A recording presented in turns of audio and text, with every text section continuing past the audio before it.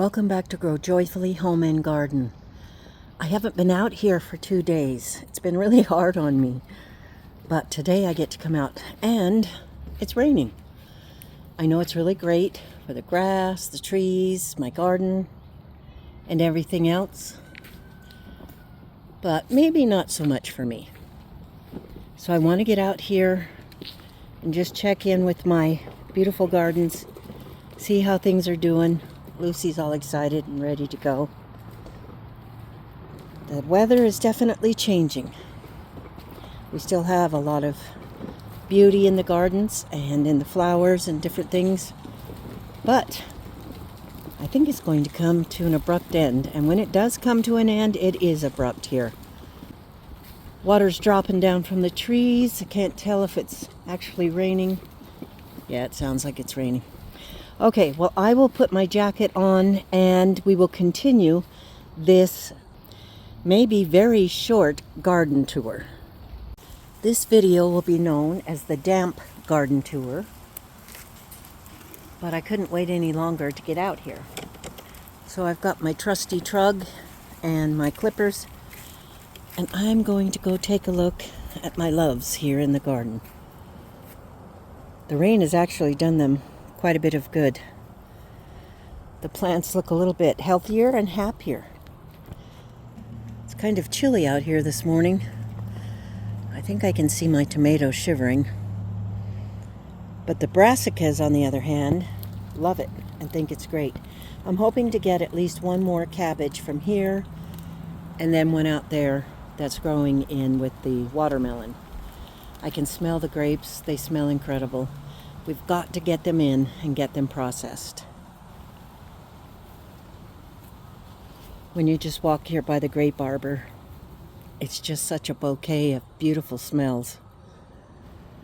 Well, things are still happy and growing.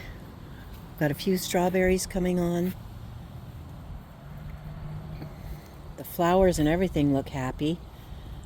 It seems like this is perhaps their swan song, growing beautifully and doing well before they will be struck down in their beauty and youth by the cruel frost. Yeah, I know I'm being dramatic, but that's actually how I feel because we love our garden so much. And if I could, I would garden 24/7, 365 days a year. This hanging basket has already perked up and is looking so much better since, of course, it got more water from the rain, and I fed it the yeast fertilizer, thanks to Krista. So,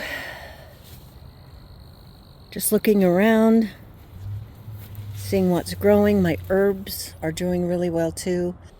I've already had at least 3 cuttings from all of these. They've done such a great job. Need to take some dill in the house and another cutting of oregano. I didn't want to make any more pickles, but I'm still getting so many cucumbers. And I have all that beautiful dill. I just might have to. Take a look at the sky there. Not so happy. So I'm just going to focus on this part over here that is very happy. I'm going to start back here in the railroad tie garden. The reason we call it that is because it used to be circled about by railroad ties, but it no longer is. And the name just stuck, so that's what I call it. The beefy purples are not ripe yet. I've got some pretty mountain princess over there that need to be picked. I'm keeping an eye on the cucumber plant there and the Kajari melons. I'm looking for any sort of darkening color like orange for the Kajari melon because that helps to indicate that they're ready. The pumpkin plants look dreadful, but they're hanging in there. I did spray them only one time with the milk and water, and I'm sure I should have done it a lot more, but time does not let me get that done. So we have 1, 2, 3 huge pumpkins and then this one that's growing on the fence, which is kind of interesting. So I think we're going to end up with 4. I planted sugar pie pumpkins, I planted filled pumpkins, and none of those grew. So that's okay, we get what we get. I wanted to look in here and see if any of the honeydew. Oh, there's something. Boy, that doesn't look like a honeydew to me.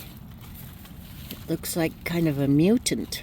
The day I grow a successful melon of any kind is the day you will hear me shouting from the housetops. I don't know what it is that I don't do right. I try really hard. But I'm just going to keep trying until we have success. I'm going to pick some of these Mountain Princess tomatoes.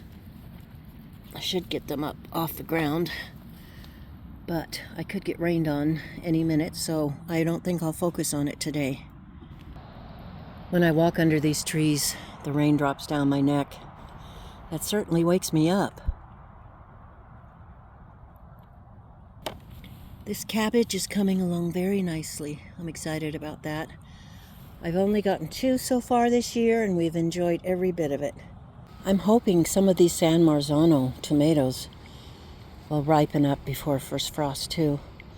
If nothing else, I'll pick them, take them in the greenhouse. I'm going to keep the newer greenhouse heated this year, so they'll be able to ripen up in there.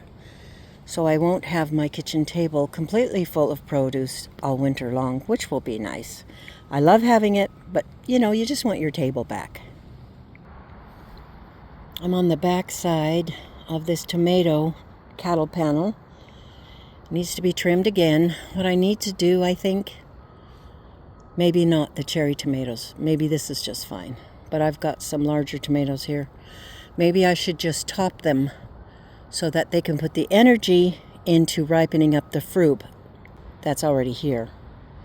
I think that would be a smart idea if I did all that to all those tomatoes out there. How do you like that sky? Beautiful, but wet. I was so excited to get some more green beans. I really didn't even do it on purpose. During all my seed dropping during the summer, I happened to put some pole beans in down here. And now I have some more fresh green beans. And that is a lovely treat. I can't believe how beautiful this pumpkin is. It's the biggest pumpkin I've ever grown. I think my chocolate sprinkles tomatoes are shivering. I better pick what I can and bring them into the house. Here's a lovely little handful of chocolate sprinkles cherry tomatoes.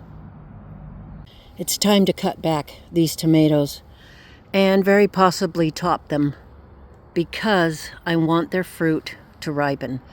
And at this point, they're pretty green and they need all the energy that they can get. So if I cut these back and top them, then the plant will put all the energy into ripening up the fruit. Okay, so I have done a very serious trim back of this wall of tomatoes. I have topped them all, and that means I've cut off the top of the main leader, which will stop the plant from growing anymore on the top. It will give the plant a chance to put the energy into ripening up the fruits that are currently here. Because of the lateness of the year, this is the very last day of September, we might be able to get a lot more fruit that's ripening because I did this very harsh cutback. And I wanted to give my bell peppers and habanada peppers more space, light, and nutrition. So this is one pile of what I cut off. And I also trimmed back this broccoli plant. And here on the opposite side is an even bigger pile of what I've cut off this side. So, as you can see, there is a lot more space. And the sun is trying to come through the clouds. Maybe it'll turn out to be a beautiful day after all. I told you the Ananas Noir turned out to be red this year. Last year it definitely wasn't that, and that was the first year that I grew it. I've also got some hillbilly tomato plants, another hillbilly, and I believe I have a Bonnie Best right here. It's a traditional tomato that many people have grown. And I have a black Krim, so that's exciting. I'm really hoping that cutting these back so drastically will aid in the tomatoes getting ripe. And we have our beautiful sweet potatoes here. Haven't had any blooms yet. But again, I'm hoping for success for these guys, even if I have to cover them up with some garden fleece. So things are progressing. The habanadas are starting to produce. You know, this is the last day of September and they're just starting to produce, but this happens to me every year. It just takes a long time for peppers to produce here. One exciting thing I wanted to show you, I was so excited. Can you see it right here? My first habanada. There's a tiny baby one. So I need to get this tied up and get it some more room so I can get some sun. I'm fertilizing all these, but I really want to focus on these habanada peppers. I just love them so much. They're so fruity and pretty and sweet. I used yeast fertilizer on these cucumbers on Saturday, and I think I'm seeing some life come back into them already. A little bit more green. I could be wrong, but it really looks like it. So I have great hopes for this too. I hope you guys have enjoyed going through the garden with me. It's been a couple days since I've been able to get out here. The season is definitely changing and going very quickly. I hope your gardens are still a source of happiness and productivity, that you're getting a lot out of your gardens, mentally, physically, emotionally, spiritually. I hope you all have a very wonderful day. Thanks for coming by. I appreciate you all so very much. Have a lovely day, and we'll see you on the next video.